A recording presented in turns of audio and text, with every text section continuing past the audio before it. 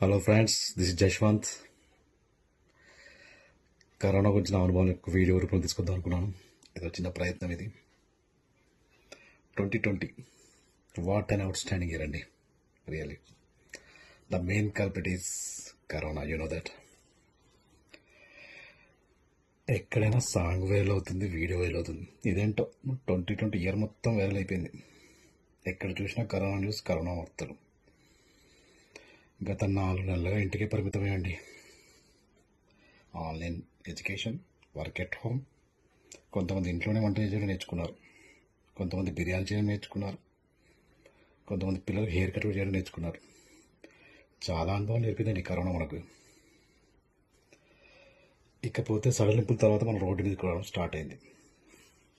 Course మాస్క్తోనే వస్తున్నాం అనుకోండి, కాకపోతే భయంగా ఎక్కడి నుంచి ఏ పేషెంట్ వస్తారో తెలియదు, ఎక్కడి నుంచి ఏ ఆపద ముంచుకొస్తుందో తెలియదు.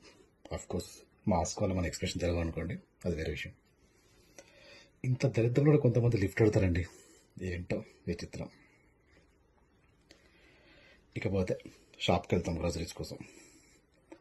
పొరపాటున క్యాష్ ఇచ్చామనుకోండి, వానికి మనం కత్తిచ్చుకోవడం బిల్డపిస్తాడు. Only Google Pay, PhonePe. నీ అకౌంట్లో పైసలు లేకపోతే గూగుల్ పే, ఫోన్పే ఎట్లా చేస్తాం మేము? ఇకపోతే మా ఇంటి దగ్గర ఒక కూరగాయల మట్టాడు వస్తున్నాడు రోజు మార్నింగ్. వాడు ఇంకా హైలైట్. వాడి కూరగాయలు మనం ముట్టుకోవద్దు. వాడే నీట్గా పుల్లులు పుచ్చులు నీట్గా ప్యాక్ చేస్తాడు, మన బ్యాగ్లో విసిరేస్తాడు. ఏదో వరద బాతులకు పులిహోర పట్ల వేసినట్టు.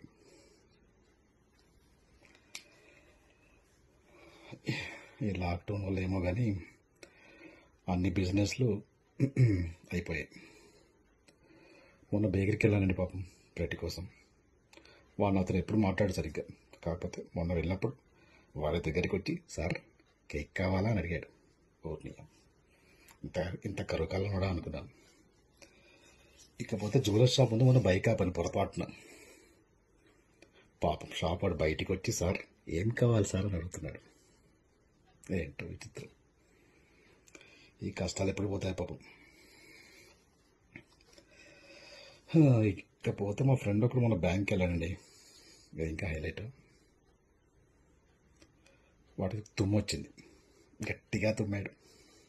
అంతా ఇలా చూసారు అని బ్యాంక్ మేనేజర్ బయటకు వచ్చి చూశాడండి.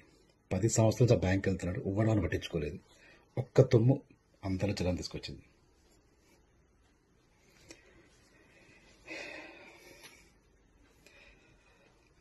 మా ఇంట్లో ఇంకా హైలైట్ ఏంటంటే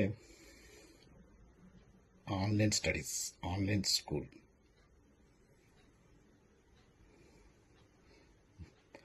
మా ఆవిడ టీచర్, తను ఆన్లైన్లో టీచింగ్ చేయాలి. ఇకపోతే మా పిల్లలు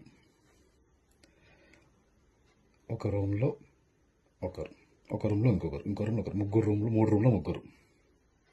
ఇంటి నిండా కెమెరాలు, వెబ్ క్యామ్లు.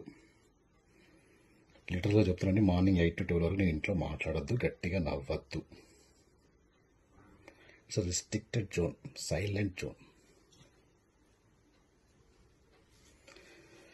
ఈ ఆన్లైన్ ఎడ్యుకేషన్ ఏమో కానీ కంప్యూటర్లు, ల్యాప్టాప్లు, గ్యాడ్జెట్స్లు, ట్యాబ్లు, వైఫై కనెక్షన్లు, వెబ్ క్యామ్లు, headphones. What a horrible situation అండి నిజంగా.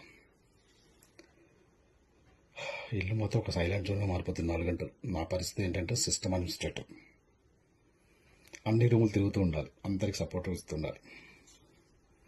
నేను బయటికి వెళ్ళాను, జాబ్ వర్క్ ఎట్ హోమ్ చేస్తున్నాను. కోర్స్